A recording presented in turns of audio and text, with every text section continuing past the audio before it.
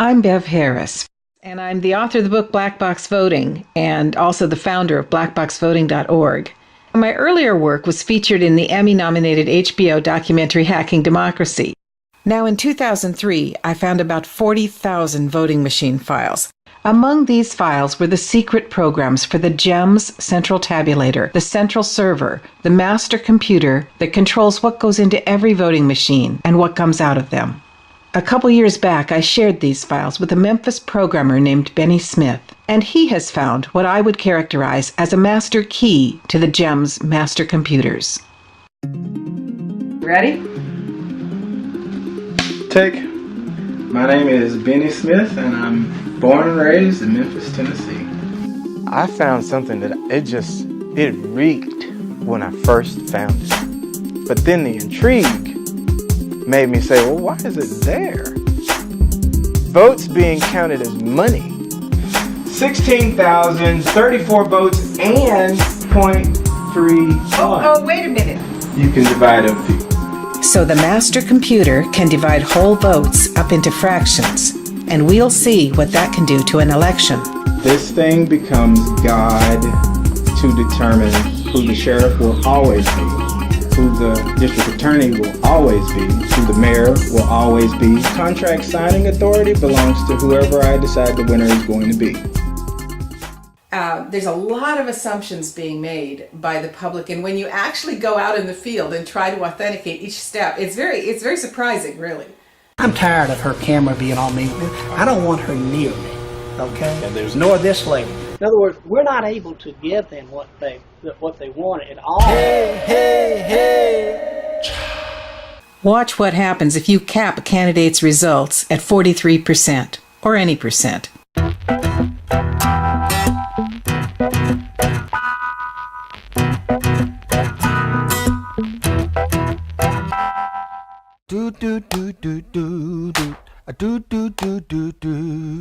And now imagine if the default setting is to hide the decimals. Right now, the GEMS program is installed and counting votes in 25 states and 616 jurisdictions. But fractional counting began to migrate from the GEMS program into other vendors. Voting systems which count votes as fractions may count as many as 99% of all American votes in 2016. We have these systems that are just simply not operating in a way that's accountable to the public. When we asked, why couldn't we get to the central tabulator, the intimidation that occurred there, if you ask another question, you're going to jail. My name is John Brakey. I'm an election integrity activist out of Tucson, Arizona. I caught them breaking and entering into the computer. I could actually see them going into the system that they're currently using. Well, anyway, that computer was not supposed to have been open until the next morning because it was under seal by political parties, both the Republicans and the Democrats. Wow. These are the official results, and I'm offering no explanation. 77% of all electronic voting in this country is conducted by one manufacturer. Here's my policy and my procedure that you do not take pictures of that room. Your policies, you cannot rewrite Florida Sunshine Law. The letter said, well, we sent the data to ES&S, the vendor, they fixed it, or they remoted into our computers. Do you solemnly swear or affirm that the testimony that you do give in this cause will be the truth, the whole truth, and nothing but the truth? I do. Thank you. So they could remote into your machine. Our secure remote, called WebEx. So what exactly did they do remotely?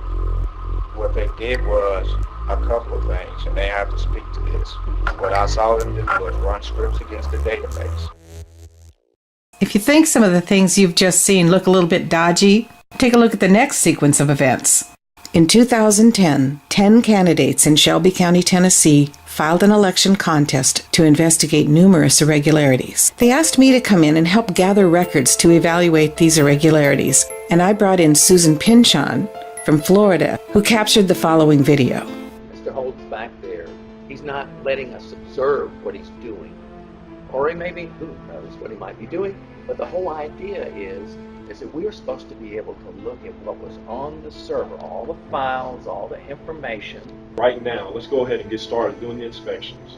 Okay, I'm just going to film where they are in there.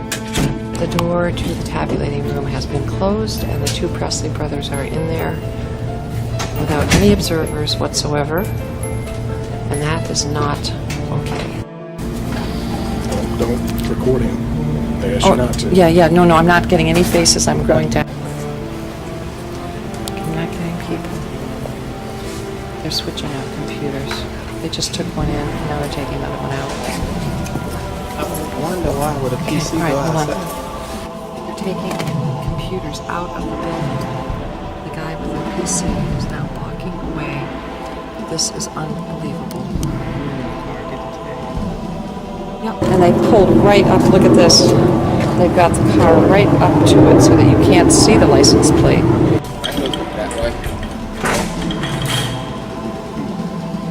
They're switching out PCs.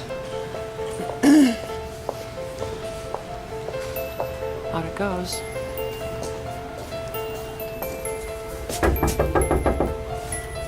Be conferred with my client. Now, see, guess what? This is county property. We're going to make a call here. Okay? We're going to make a call. If you want access to that data, we can get it for you. This computer will remain here in this building. He's taking it back out of the car now, bringing it in, not taking your face. We're now carrying the same computer back in the building. An examination of the computers being taken out of the building revealed that on the morning the inspection was to begin, at 4:50 a.m., files had been purged. This one is showing on the 12th. So this was The 12th of what? August. We install the operating system, it tells me. If you want to, they won't let us download software to try to do a recovery, and depending upon how well they wiped it, we could probably recover some files, but we would have to load software onto this machine to be able to do that. So this operating system was installed 8/12/2010. Right. Okay. I think that tells us Yeah, about what we want to know. Mr. Alden, do you remember the two computers that were being removed from the facility, two desktop computers being removed? No, there were not two computers being removed. I'm tired of her camera being on me. I don't want her near me. And thus began the investigation that led to Fraction Magic. Mr. Settle ordered that the backup tapes be located, to be held in the bosom of the court. Mr. Settle was replaced, and a different judge heard the case. The backup tapes were not provided until the day of the trial, and they were encrypted and could not be accessed. The judge dismissed the case. In 2011, some volunteers extracted the files. I then shared them with George Monger, who had by then become an elections commissioner. In 2014, following more election irregularities, George Monger brought Benny Smith in to see what he might find in the Shelby County files. I was probably the greatest skeptic on the planet. I had some candidates come to me, and they, everybody who loses their election, right, says, "Oh, it's stolen." Yeah, right. So, I really grappled with how impossible a task it would be.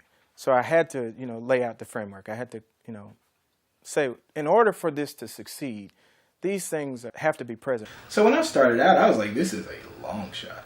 There's no way. So I had to think first like a person who wanted to take an election. And I just figured out what my design requirements would be. He then examined the files to see if they contained the unique features for what he believed would be the most effective way to alter results. The absolute feature that I needed was decimals. And after having that, any amount of precision was available to me. So having access to decimals allows you to perform in finance what they call an allocation. There is one variable that nobody can predict. How many people are going to walk into a polling place? You can't know, so you have to decide how much they're going to get. You have to be sometimes in line with what polling data is saying.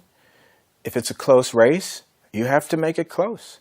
When I started looking around inside of it, I found something that it reeked. The feature was a database designation to let the total votes be treated like you see money.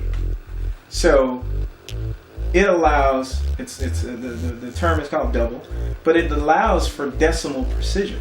So any number of decimal places between 1 and 2 are there. Any number of decimal places between 0 and 1 are there, should you decide to use it. In short, it's like having the ability to say that a vote is not a whole number. Today I'm going to demonstrate that elections can be manipulated.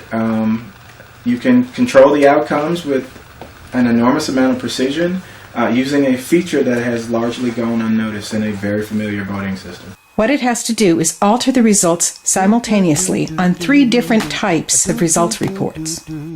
So what does an elections person see when they are in their office on election night? The election summary report is going to give us what the election totals are by candidate. The precinct level report is called a SOVC, or a Statement of Votes Cast.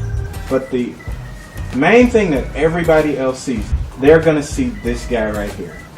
Most people are speeding through all of the races. They just want to go to the race to see who won. So I'm coming in. If I'm for Willie Harrington, I'm like, oh my God, he got baptized, right? Uh-oh. Do I know this is real? Well, it depends. It depends on who you are, right? I'm a little skeptical, right? It absolutely. Now, how much of this did you make up? Was this there already? Or did you just make the app that finds it? There's one more thing I need to show you before we do the quick demo. There are 2 screens you're going to see, which are the overlay that Benny Smith developed, which would be invisible when Fraction Magic is running. The first one looks like this to enter a password to access Fraction Magic. And the other one looks like this. It retrieves information from whatever county it's in, so that the user can input their desired percents. So magically a screen appears. I'm going to bring up Shelby County, because that's the one that we were just doing. It latches itself on, and then it starts showing me all the available races. So I say I want to influence Congress, right? So it says to you what races are available. I choose it, then I can select options. It brings up this form, and here is where the magic happens, where I can decide to unerring precision with n number of decimals how I want to influence early voting, absentee ballot, at the polls. What is that thing that says LOC over there? What are those? These are precinct locations. That's all you do. Then how long does it take to put all those things and make it work? How long does this thing take to execute? Is that? Yeah, it's about 10, maybe 4 or 5 seconds. 4 or 5 seconds. Yeah. Votes are going to come in incrementally. It's, we see on TV 1% reporting, 19% reporting. Yeah. What does it do? How does it deal with the fact, when do you execute this thing? You start it at the minute that the returns come in. Okay. It runs, and every time new totals come in, it then injects those percents automatically into the election results. Everything else is the actual GEMS system, and the overlay that Benny developed simply uses what's already in the system. I just created a pianist's accompaniment to use the features that were there. So I'm going to take a thumb drive out of my back pocket. We will enter Fraction Magic. What follows is a demonstration in real time. The footage is uncut and unedited. It shows the actual GEMS program that is used in elections right now with a real election database. You will see results change for U.S. Congressman Steve Cohen with every early vote, every absentee vote, and every polling place vote in every precinct in an 1,800-page detailed results report subjected to total domination within 20 seconds. This video captures a laptop computer screen, not enhanced or altered in any way. Following the real-time demo, we will zoom in to clarified still shots so you can see for yourself that this race succumbed to Fraction Magic.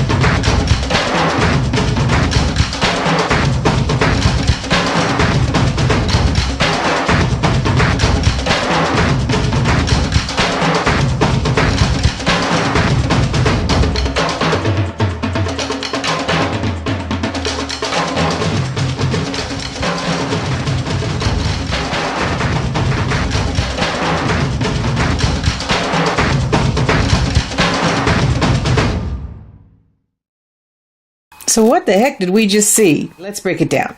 Let's start with this. You probably noticed there were some big, fat, glaring decimals in the results shown in Benny's magic show. So I asked him about that. I need the presence of these to effectively manipulate this. You need to have it fractionalized. Yes. Now, does it need to show that? No, I just chose to show it. So the default setting, when you get the reports, it hides all the decimals. And now we don't see that 0.31 anymore. Oh, so if I'm looking at this, I have no idea that you just changed everything. And that's the purpose of showing side by side that I know that it's 16034.31, but on here it is rounded. And I can go into multiple counties. This is a fucking joke. This is Game of Thrones shit right here. Whoa. So don't you have to reprogram the thing? Because I mean, there's different races, there's different precincts. I don't see how that could work. No, so I'm going to show you what that looks like. Let's go to Alaska. I've never been there. Have you ever been there before? The state of Alaska. Let's go to Alaska. I've never been there and never seen what it looks like. I'm latching on to Alaska and learning what I need to know about those precincts and those demographics, and now it's coming in to say, hey, they were running a presidential race, and here were the candidates. So we're in Alaska. Are we talking about every precinct in the state of Alaska? Every precinct in the entire state. Oh my, so you can go to any place. Any place. And it's going to know who's running and what the races are. Yes. If I jump out of here and go to Marin County. That's in California. California. Anything that has a measure. This is Marin County. There's a measure there. You can say, I want the no to have it. Boxer. Yep. There's Boxer. She's running against a guy named Mickey. You're not reprogramming these counties. No. I'm complementing them. You're using what's already there. Yes. So this is basically one size fits all. You can be one person and you can be entering different places, different states, and gain total control. Yes. It's a product. It's scalable. It learns its environment. It can adjust to any type of political season. It can adjust to any demographic. It can adjust to any county. It is fully configurable, and it runs silently with precision, and you can create plausible results that really pass off as the real thing. So we're being a little glib, but this had to be painful for you. What does it mean to you? You have to get it out of me now. You know, as an American voter who was once viewed as 3/5 of a person, I was diluted in my history. To go inside of this and see that our democracy is replicating this on all of its citizens, you know, that's bad. That's really bad. You know, when I built this program, I built it in disbelief, right? I started off saying it was a long shot, right? There's no way that people have the ability to do something like that, right? And then the more I got to one step and finding out, you know, asking what if I'm wrong, right?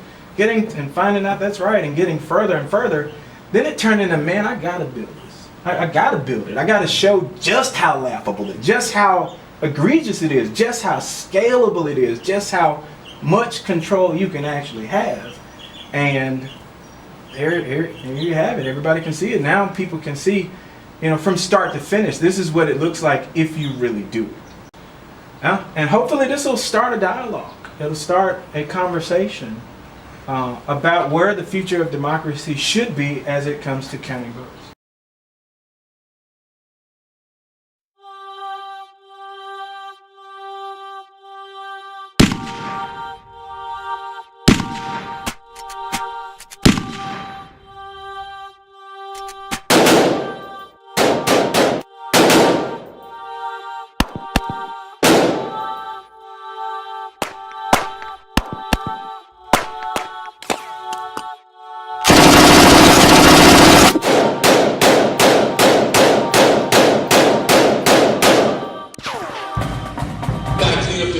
It's not just a Memphis problem. It's not just a black problem. It is an American problem.